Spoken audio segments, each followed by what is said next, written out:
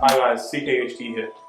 Now the iPad Mini 3, why I'm reviewing this in 2020 is because no other reviewer had actually reviewed it in 2020, and it's been good enough to go back over the software and hardware and how it's actually performing, even though it's stuck on iOS 12. The iPad Mini 3 released in 2014, making that 6 years since its initial release. Now, with its 7.9-inch Retina display, it's still a great device.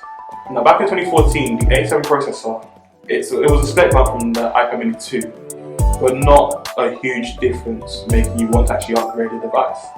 Now, with the 2 megapixel FaceTime camera and the 5 megapixel main camera, it's fine, but it's not a reason you want to move up or upgrade from the iPad Mini 2. With 1 GB of RAM, 16 GB of storage, performance is well okay, but it's not the greatest thing in the world. Touch ID was a big thing for Apple back in 2014, as it was a different way to unlock the iPad. Now that seemed to be the only reason why people would upgrade, but it wasn't that much of an upgrade from the iPad Mini 2. Now that's not actually really a reason why it's worth the upgrade, it's not worth the upgrade. Battery wise, you're still able to get a full day of use with the iPad with its 6,470 mAh battery. As Tim Cook would say at WWDC, iOS 12, more specifically iOS 12.4.8, being the version I'm actually running right now, is well iOS, there's nothing different. But don't think you'll get an iPad OS, which is iOS 13, because iPad's discontinued this iPad.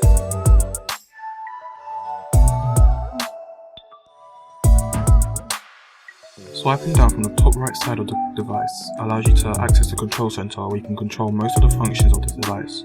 But I don't understand why Apple doesn't allow you to completely turn off Wi-Fi or Bluetooth. It doesn't make sense. Navigational features, such as gestures, is new to iOS 12.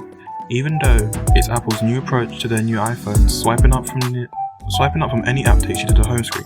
A short swipe up brings you to the dock, and the simple swipe up and hold lets you access the app switcher.